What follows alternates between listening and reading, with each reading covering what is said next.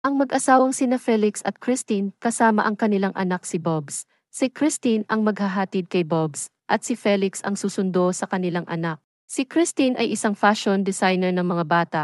May tumawag sa kanyang cellphone habang nakipag-usap siya. Nakita niyang lumalapit ang isang aso sa kanya na nalalaglag ang mga garapata habang winawagwag ito papunta sa kanya. Nang biglang nawala ang aso, may isang garapata na dumikit sa kanyang batok. 8 buwan na ang nakalipas, nagkasakit si Christine ng isang mahiwagang sakit. Naka-oxygen siya at nahihirapan huminga, tinanggal ang oxygen mask at tumayo ito papuntang banyo para uminom ng gamot. Kumakain na sila ng agahan, kasama ang anak nila na si Bobs. Pagkatapos nilang mag-agahan, hinatid ni Felix si Bobs sa school. Bumalik si Christine sa loob ng bahay at nagbihis. Umalis siya sakay ng kanyang kotse papuntang establishment building, kausap ang isang babaeng fashion designer tungkol sa mga damit ng pangbata. Habang nakaupo ito, biglang nanakit ang kanyang mga kamay hanggang sa kanyang pagbaba. Naramdaman niyang humihina siya hanggang sa kanyang sasakyan. Tinawagan niya si Felix para sunduin si Bobs. Dumating na siya sa bahay nang biglang nagring ang cellphone niya. Si Liz ang tumawag sa kanya. Habang nag-uusap sila, may nag-doorbell. Binuksan niya ang pinto, at ito'y isang babae na ang pangalan ay si Diana. Kilala siya nito pero hindi siya kilala ni Christine. Sinabi ni Diana sa kanya na nandito siya upang tulungan si Christine. Nagtaka si Christine sa sinabi ni Diana sa kanya na pinapapunta na siya ngayon para magtrabaho sa kanila. Umakyat na sila sa itaas at tinuro ni Christine ang kwarto ni Diana. Inayos na nilang dalawa ang kama na gagamitin niya.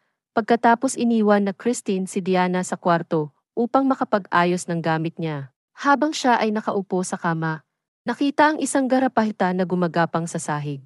Kinuha ito at inilagay sa empty na posporo at tinago niya sa kanyang maleta. Dumating na si Felix at si Bobs. Pinakilala ni Christine si Diana na taga-Pilipinas sa kanyang mag-ama. Nag-umpisa na si Diana magtrabaho. Habang naglilinis si Diana sa fireplace, narinig niya na nag-uusap ang mag-asawa na sila Felix at Catherine na wala itong tiwala sa kanya.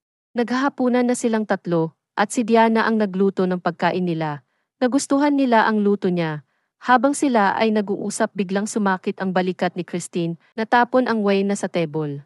Tumayo si Felix at tinulungan siya. Pumunta agad si Diana at pinahiga si Christine sa sahig at ginahmot.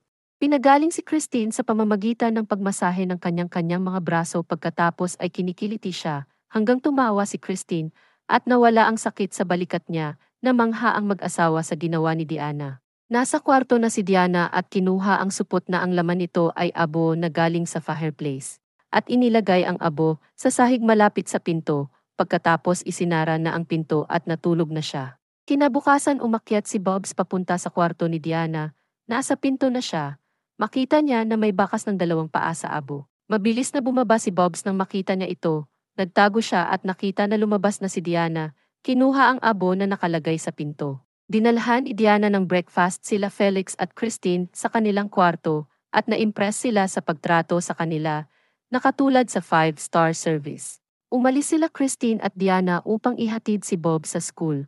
Ngunit biglang napahinto sila sa isang kalye at pumarada sa tabi. Masama ang makiramdam ni Christine habang nagda-drive siya, wala siyang naalala.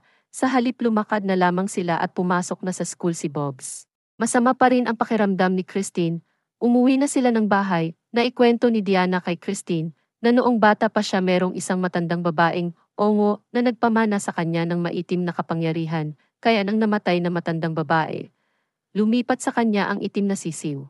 Ginawang hanap buhay ni Diana ang maitim na kapangyarihan na ipinamana sa kanya. Itinakwil sila sa kanilang lipunan at itinuring na isang mangkukulam. Pinayagan ni Christine si Diana na gamutin siya dahil naging maganda ang pakiramdam niya tuwing siya'y ginagamot nito. Gumagamit siya ng kahon ng posporo para panghikayat sa mga garapata na pumasok at kumagat kay Christine. Pagkatapos ay nag-ayos siya ng altar sa pogon ng kanyang silid at ginamit niya ang abon ito sa isang kanyang ritual upang makipag-ugnayan sa mga hindi nakikitang espiritu ng isang bata. Biglang kumatok si Christine. Siya ay pumasok at nag-usap sila tungkol sa naramdaman niyang sakit. Nagumpisa lamang ito noong may nakita siyang aso at ito'y lumapit sa kanya at pinapagpag ang mga garapata sa kanyang harapan. Pinabasa sa kanya ang sinulat niya at nakalista lahat ang kanyang karamdaman. Habang natutulog si Bob sa kwarto, nanaginip siya na si Diana ay lumilipad sa taas ng kisame. Kinabukasan, kinuwento niya ito sa kanyang ama habang sila'y kumakain ng agahan. Si Christine naman ay nasa likuran nila at sinusuklayan siya ni Diana ng buhok. Meron siyang nakuhang buhok sa suklay at itinabi ito. Dinala niya ito sa fireplace at sinindihan. Kinabukasan, si Diana ang naghatid kay Bobs. Tinanong niya ito kung bakit siya ang naghatid at hindi ang kanyang ina. Sinagot siya ni Diana na maraming ginagawa ito. Binigay na niya ang bag kay Bobs sabay hinipo ang ulo nito. Ngunit tinapik ni Bobs ang kanyang kamay at tinalikuran na siya. Sabay pumasok na sa loob ng school. Habang nasa sala si Christine may narinig siyang humahagulgol sa ilalim ng mesa. Tinatawag ang pangalan ni Bobs. Nang silipin niya ito, biglang umusok at umapoy. Mabilis siyang lumabas ng pinto nang binuksan niya bumungad si Felix. Tinanong siya kung anong nangyari. Yumakap si Christine sa kanya sa sobrang takot. Si Felix ay nasa sahla, nakaupo malapit sa fireplace. Uminom ng alak dahil hindi siya makakatulog sa kakaisip.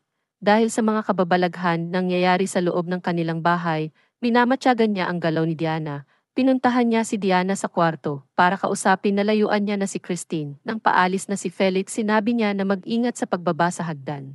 Habang papababa na si Felix, inatake siya ng alagang ibon ni Bobs. Napatay niya ito. Inilibing ang ibon sa bakuran nila habang si Diana at Bobs ay nag-uusap. Sinabi kay Diana kung bakit mabait siya sa kanya kahit sinusuplahan siya ni Bobs.